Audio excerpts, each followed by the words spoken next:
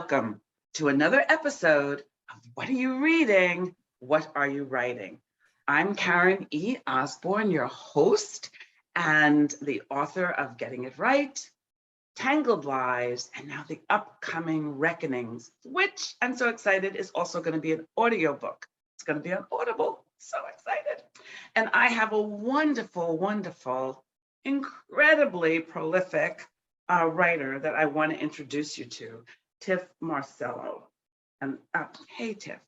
Hi. Thank you so much for having me, Karen. This is amazing. I'm so glad that you're here. So I'm going to just read a little bit about her because her list of books and accomplishments are quite impressive. So she started a career. She had, before her full-time writing career, she was a nurse. She's a veteran U.S. Army nurse. She holds a BS in nursing and a master's in public administration. And then she turned her life to writing. She's a full-time writer. She hosts the Stories to Love, which is a podcast, and she's going to tell us about that. She is a USA Today best-selling author, and the book that made that list is In a Book Club Far Away. It's kind of cool title. I love your titles. Once Upon a Sunset, The Key to Happily Ever After, which was a Target Diverse Book Club pick, The Holiday Switch, The Heart Resort, and Journey to the Heart series. Are those two different things? Yes, two different series. Two different series. And her books have been featured on the Today Show, on Shondaland, Real Simple Magazine, and the Asian Journal, and so much more. So you are going to hear, I know, Tiff, some of our listeners and watchers, a lot of them are readers. Well, everybody's a reader, but some are also writers. And so I love starting with hearing about your writing journey because there are so many writers out there who are trying to get to where you are. So tell us a little bit about how you got to be Tiff Marcelo. Yeah. So I've always loved to read, and I was a library girl. I was a latchkey kid. So both my parents, they're immigrants, they worked until late. And so my brothers and I, what we do is that we would come off the bus stop in San Francisco. That's where we grew up. And I would climb up the 24th and Taraval Library, and I just hang out in the library and did my homework and just peruse through books. So I've always been a book person. I just read through whatever was there. Those librarians, I will always have an affinity for librarians out there. And your family immigrated from where? The Philippines. The Philippines. Yeah, when I was 9. So it's one of these things where luckily the library was just down the street from our house, like 3 blocks down. And they, the environment was so safe back then. So we should just hang out. And I read S.E. Hinton's The Outsiders, much like a lot of young people at that time. And I looked in the back and it said that she had published a book when she was 15. And in my mind, I was 10. I was like, I can publish a book at 15, right? So what I did is I went to my dad, and he's very pragmatic, immigrant, working super hard. And I said, Dad, I'm going to be a writer. And he said, you can always be a writer, but what are you going to do to eat, right? You need to eat, so you need to do something. So they had that mindset, and I was slowly steered towards healthcare, which I have no regrets because I became a registered nurse, a U.S. Army nurse. But all throughout that, my studying and being in the Army and being a nurse, I continued to read. So at the very least, I would read 1 book a month, which is Oprah's book club pick. Remember, she started it decades ago, right? Yes, I think it was probably 2 decades ago. And what I would do is my goal was to read that 1 book, but it ended up being more. And then when blogging started in the early 2000s, I started blogging just for me, as a diary per se. And that blog grew. So I blogged for 10 years. And what were you blogging about? What were your topics? Topics? Mommy blogging. It was I would take a picture, snap a picture, and I would kind of talk about where my kid was in their milestones. And then it became a knitting blog and a quilting blog, because I was also doing crafts, much like lots of, mommies did at that time. And at around the 10-year mark, it was my mom that came back to me and she said, you know what, you're really talented. You should write a book. And I was like, what? The same people, right? Because they continued to watch me. And there was something about blogging, because I would blog 3 times a week. It would be like 250 words, write something short, but I would write and edit and edit and edit and then post. So I think the practice of it got me in the groove. And then when I was pregnant with my 4th kiddo, I said, you know what? I am done waiting. I was still a civilian nurse at the time, but I said, why don't I take some of this quilting and knitting time and go ahead and write this book that I've always wanted to write. And then I sent my first query letter.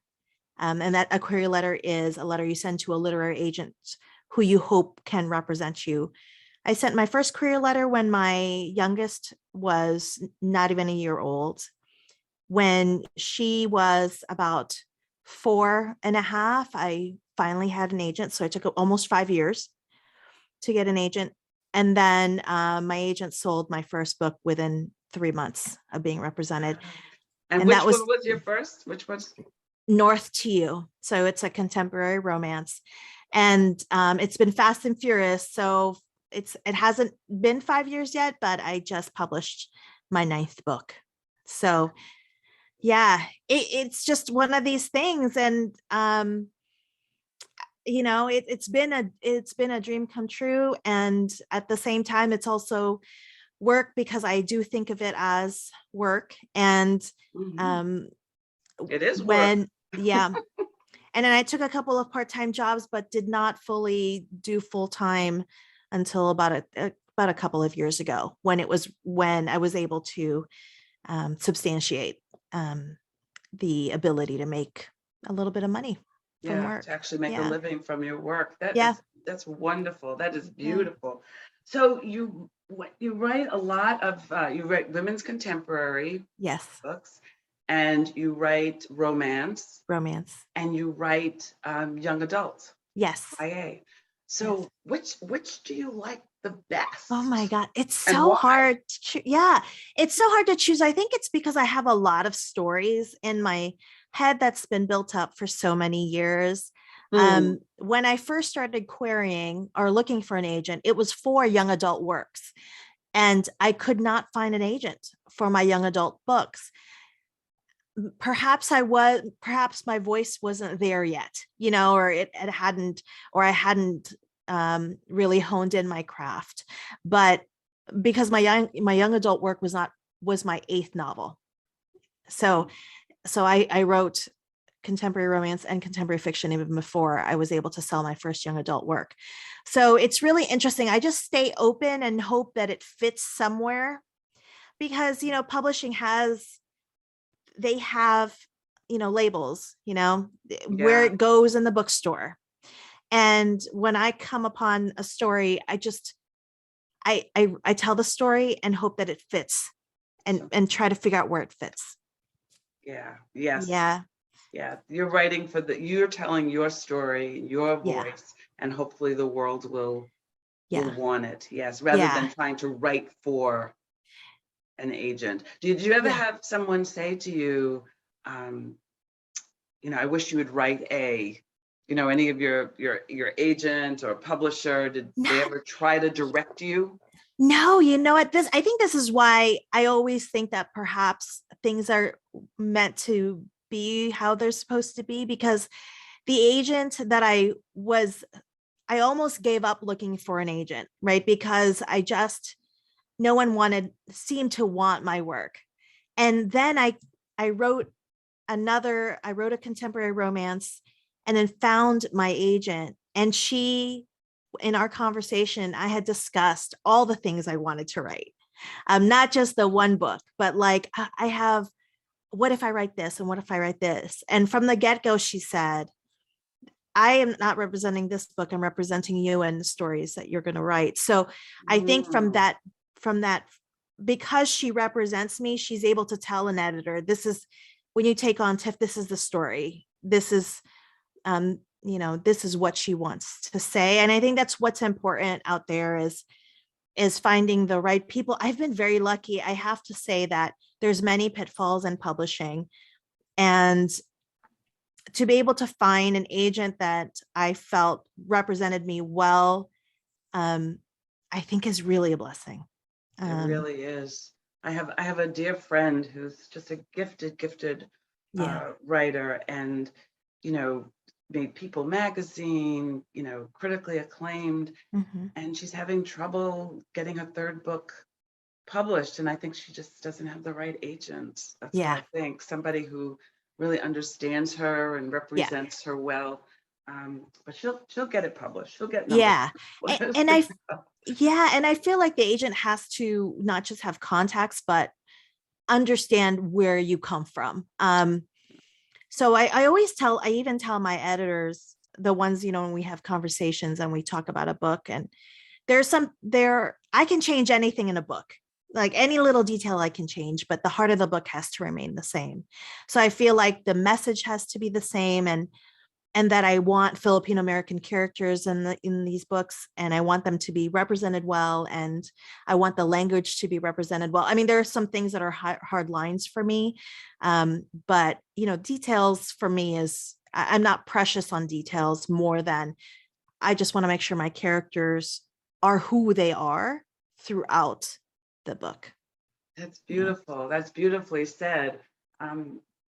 I think you just said how I like to write, because it's so important to me that I have Black characters in my books, and there's lots of other people of other colors and other races and stuff, but I want to make sure that and that I'm representing people in a way that I can be proud of. And I do feel even like my bad guys, guys. and I do feel like the landscape is so much more open now. Yes. I mean, we talk about diversity in the landscape of publishing, and there's a long way to go. There is no doubt there's a long way to go, especially children's publishing, I would say. And I think it's even more critical in children's publishing, because these are going to kids, right, who are very impressionable, that need to be able to see themselves. And I believe that the adult lineup is they have no choice but to follow on, because if you have children growing up, right, needing to see themselves, they're going to demand it. But I do think that there is room for us, and it's just sometimes just really pushing our way in and hoping that there's an agent or an editor there that's like, yes, come on. But I do believe that there is room at the table. And it's more room now. I think you're exactly right. We're seeing the doors slowly, but the doors are opening. I think it's going to just take time. Sadly, because I know that there are a lot of stories out there, that a lot of terrific people, terrific writers. And like just nose to the grind. Is that the thing? Just really there. Yes. They continue to write. Hard. Lots of independent published, also small press authors that are out there that are so talented. That's just that deserve a bigger stage. So tell us about your latest book. So Know You by Heart just came out yesterday, and it is the second book in the Heart Resort series. So this is it.